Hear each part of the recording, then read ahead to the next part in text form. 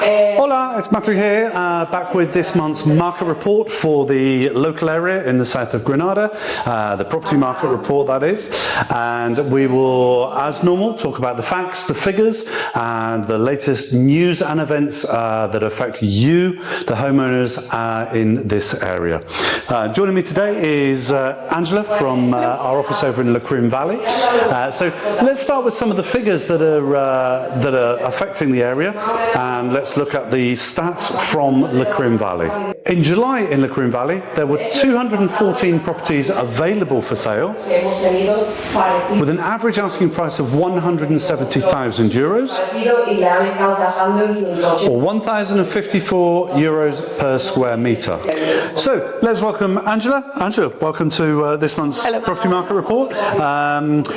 Tell us what's happening in Lecrin Valley at the moment in terms of the figures, in terms of the pricing. What's the general feeling over in Lecrin Valley? So currently in the Lecrin Valley area, we have seen a shift away from the smaller renovation projects across to houses that are ready to move into and don't really need much work doing to them. And we have seen an influx of people coming from America, more inquiries coming from America. Whether that's to do with the instability in the market there and things that are happening with the politics, but also flights have now opened from East Coast America straight into Malaga 5 times a week, and we have seen an increase in people from there coming into this area. Great, that's good. And in terms of activity levels, what are you seeing? It's steady throughout the year. We do again see peaks and troughs throughout the year, but more or less it's quite stable. We do have a lot of people still inquiring about houses. Of course, Northern Europe at the moment, they're all going on holidays. That's the time when they're ready to come and view properties and buy. Some sellers in the area at the moment would be saying, "Oh, let me wait a while because I can put it on in autumn when I can get more engagement." But remember, this is a prime time when a lot of Northern European countries have their 2 weeks break, are ready to come and look for the house of their dreams in this area. Great, that's really good. Thank you very much. Now, some of you may have recently seen one of the things that was happening in the Lecrin Valley was the scam that was going around with fake gas men. But that's actually turned into something different now, hasn't it? Which was seen particularly in Lecrin Valley, and I know it's affected you with some properties. Tell our viewers at home a bit more about that. So it came to my attention last week that a couple of properties that we'd actually listed were being advertised on different Facebook groups. And I knew that I'd not done this, and Hola Properties hadn't done this, so I reached out to the individuals concerned, didn't get any replies. But upon a further investigation, I've heard that some other agents have actually had their website, their Facebook sites cloned when people are then messaging to find more details about the house. They're getting an automated response that's actually hacking their Facebook account. So please, guys, if you're searching for properties at home, do look out for that. It's really, really important. Pick up the phone or contact the agent directly. Facebook's great for finding things, but it's a very easy place for scams, as we're seeing. Definitely is. A worrying trend is happening out there. Now, this is something I know has always happened on Idealista for a long time. There's been a lot of talk about, you've only got to Google scams on Idealista to see that this has happened, but it's interesting that's feeding out into other social media now as well. Yeah, and I think because more regular than not now, people use social media much more, so it's more prevalent in some areas. So when things are getting advertised and they look like the website, they're very good at what they do. It might be that some of the letters are just slightly different, or they're using a different font. So they're very clever, but yeah, be warned and do watch out for that. Yeah, certainly something we put on all of our property details when we're marketing on Facebook is our contact number at the top. So don't hesitate to just check that contact number matches with the agent's number on our website. And you can be sure that you're safe. So thanks for that update, Ange. No worries. More from Ange next time. Bye. Let's next have a look at what's happening in the market in Orgiva. Here today with Borja has joined us, one of our agents who specialises in the Orgiva area. And well, let's start looking at the stats. So last month there were 201 properties available for sale in Orgiva, with an average asking price of €200,000, which is €1,192 per square metre. Borja, welcome to this month's market report. Tell us, you work in predominantly in the Orgiva area. What's the market doing in Orgiva at the moment? Well, I think that the market is still been moving a lot. Also this year we get a lot of sell-ins, and I feel that the people, when vendors ask me, they feel that nothing happens too much in Orgiva, but I guess that, I feel that it's not really true, because all the people saw in currently portals like Idealista that the old ones still be on the market in a high price, but the point is we can see in notary that is really busy. We get a lot of sell-ins, and also we know that all the good instructions going quickly when it's in the right price and it's a good property for sale, they going more quickly than coming to the online market. Great, yeah, that certainly seems to be the feedback we're seeing from a lot of buyers, is that they've seen the same old properties hanging around for a few years, but the good quality new instructions are selling quite quickly. Run fast. Great, thank you. One of the things that we've had quite a few questions on, I think, this month, Borja, and you have in particular, I know from our conversations, was about why, when listing a property, you need to see not just the Escritura, but the Escritura and the Nota Simple. An updated Nota Simple. An updated Nota Simple. So tell us a bit more about that. Well, we know a couple of things, and we can tell about some histories about what happens when someone is only looking the escrituras. For example, someone that has a heritage property and they show me the escritura and has the escritura deeds done, the heritage done, but they don't bring it to land registry, and then when they want to sell it to someone and have a buyer, we found that cannot be sold because belongs to a dead people. Sure. And means that they need to delay the process, and sometimes could be lost their own buyer. For example, is one of the examples that we found. And the other is people trying to sell properties with a fake escritura. If you want to buy something and the owner, they show you only the escritura, look, warning, it's a red flag, because you need to take a look on the Nota Simple. Sure. Yeah, we had an example of that just recently, actually just outside of Orgiva, where someone was trying to buy a property, had done a compraventa, committing themselves, and had paid a deposit, only to find out that wasn't the owner of the land, and they actually disappeared with their deposit. So, always, if you don't know what you're checking, even if you're not buying through us, please don't hesitate to get in touch. We're happy to help you on that. Happy to help. Yeah, so great. Thank you for that, Borja. Really appreciate it. Thank you to you. Always is a pleasure. Well, now Amy has joined us to look at the market in Lanjaron, and as usual, we'll look at the facts, the figures, and what's going on. So, starting with the figures, last month there were 134 properties available for sale in Lanjaron, with an average asking price of €112,950, or €866 per square metre. So, welcome, Amy. Thank you very much. So, how's the market in Lanjaron? What's happening there? The market in Lanjaron is good. There's still movement.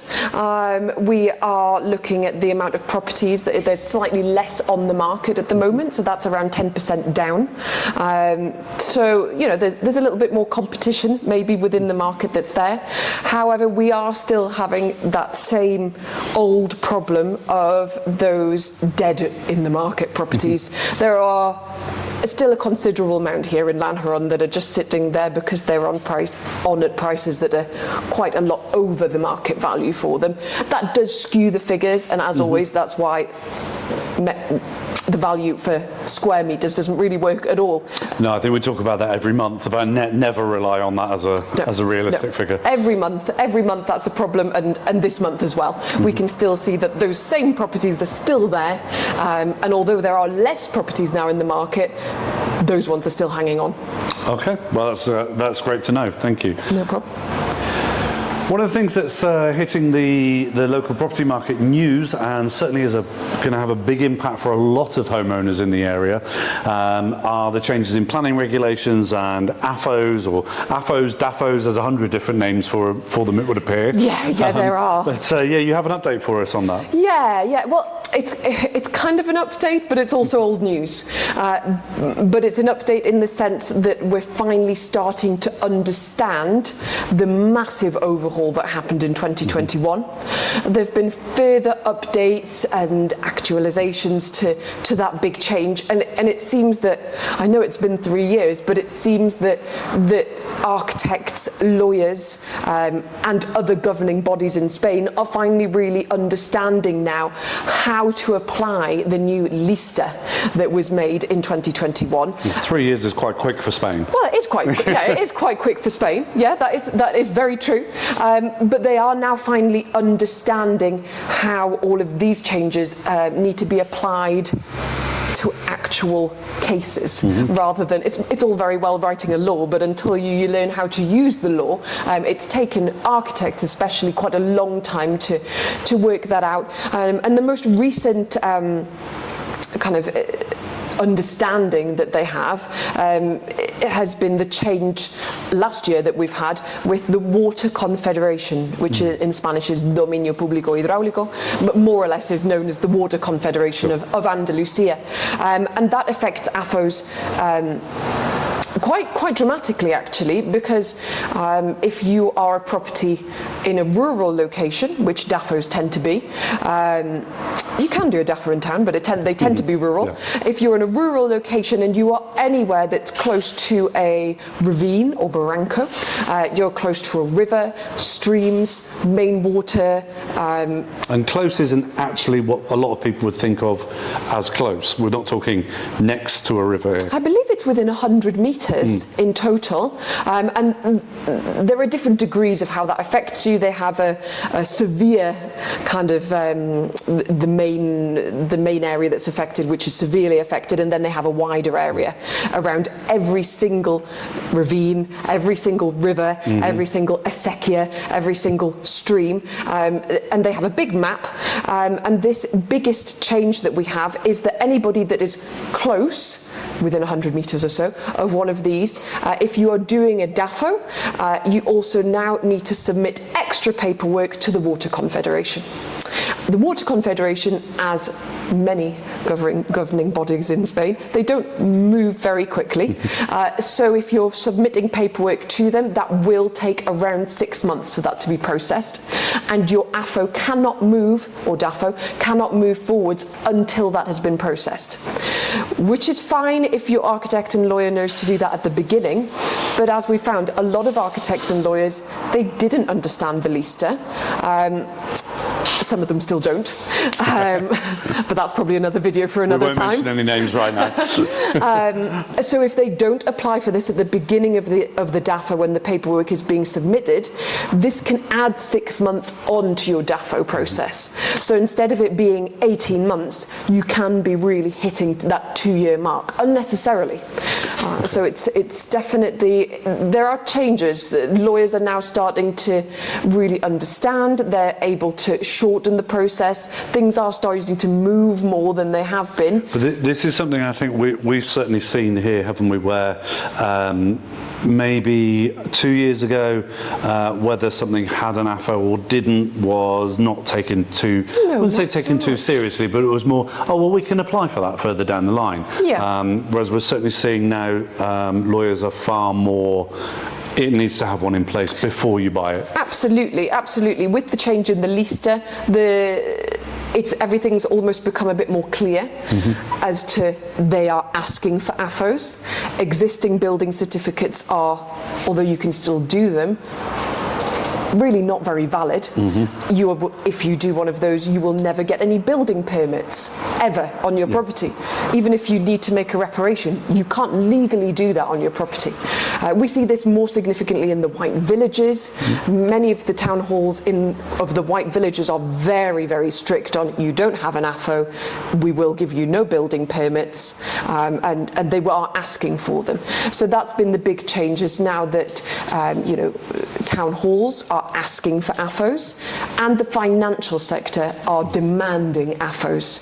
If you're looking to get any loans, mortgages on rural properties, they are nearly always demanding an Afo certificate, DAFO certificate to be presented. So if someone's thinking of selling a property and they don't know if they have an Afo in place, or they suspect they might need one, yes.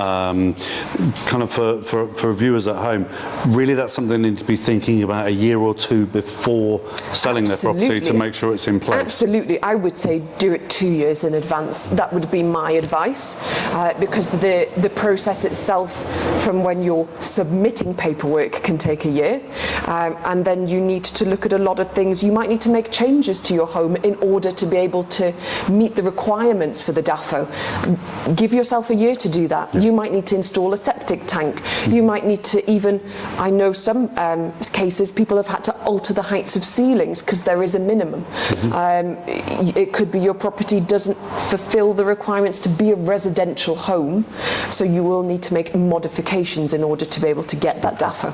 And this is certainly something we're seeing now. I know we've had some cases where lawyers are specifically instructing their clients not to buy a property without an Afo. Absolutely, absolutely. And they are well within their rights to do that, because it is a risk. Any property that is obviously under the 6-year kind of amnesty period, that's directly an illegal property or an illegal extension. And that 6-year amnesty period is actually not quite as straightforward as it sounds, because we hear a lot of people say, oh, I built this 6 years ago, it won't be a problem. It's like, that's one of those urban myths that... It is a bit of an urban myth, because there are a lot of factors that hinges on. So you have to know a little bit what you're talking about. Don't assume that the 6 years applies to you. It doesn't apply to everybody. So, I mean, we could talk for hours about this. We could. I think we'll do a full video on it for everyone at home. Let us know in the comments below if you'd like a full video on this with more details. But in effect, because of the way that that lawyers have now changed their view on this and are saying don't buy without, that's actually having an impact on the value of homes that don't have it. Massively so, massively so. I would say, as you said before, in the last 2 years, we've noticed a real shift in mindset of lawyers. And that's important to know if you're a buyer, but especially if you're a seller. Absolutely. Because they are demanding a lot more. They want to see more paperwork. If you have an existing building certificate and not an Afo, they may well advise their clients not to proceed with your property, and they will demand that an Afo be done before their client purchases. Okay. So super important information. If you're watching this and you're not sure whether that's relevant to you, get in touch. We'll be able to at least give you some advice on what the next steps are and the right way forward. Absolutely, happy to help, happy to help. It's a complicated subject that, and I'm not saying I'm an architect and I know everything, but we know a lot about the subject and are very happy to help point people in the right direction. Great, thank you very much, Amy. Really appreciate your help on that. And as I said, don't forget to leave us a comment below if you'd like to know more about Afos, Dafos, and we haven't explained what they are, but we will do another video for you. Yes, absolutely. Thank you very much. So there we go. Thanks to some of our agents today for joining me with the August market update. Just to add in a bit of context to what's going on in some of the local areas here. The overview of the market. This is one of those areas, or one of those times for anyone who's been around in real estate for a while to understand that this is one of those times that will be known as a correction. We've seen interesting economic activities and changes in some of the major markets, the US and Northern Europe, the UK, where, what can I say, the property market is not falling by any means, but there is a correction happening. And because of that, the buying power that many foreign buyers had has been diminished slightly, so they're being a little bit more selective in the marketplace at the moment. Don't read anything bad into that. It just means that you need to be extremely competitive in the market. You need exceptional marketing for your property. And the properties that were overpriced 6, 12, 18 months ago are now well out of the range of reality in the market, and it's going to be quite a few years before that correction starts to go back up. There's usually a lag in Spain of a couple of years behind some of the more mature property markets, and we're now starting to see that catch up. One of the things we've seen, particularly in the sort of Malaga area, is that new build has practically ceased, and that is having a knock-on effect. In the areas that we mainly work in, we're not seeing much new build either, and this is always one of those signs of the start of those corrections. Look, we're in August now. I'm looking out the window here and it's hot, but that happens every year, so that's part of the reason that we live here. But if you're thinking that you want to capitalise and get the maximum value out of your property in this part of the market, i.e. to sell before next year, don't hesitate and get in touch. We need to be able to talk to you and plan that, as we saw with some of the comments coming from some of the team. So thanks for watching. If you have any questions, don't hesitate to ask, and we'd be happy to answer them or do a separate video on them for you. We'll speak soon. Bye for now.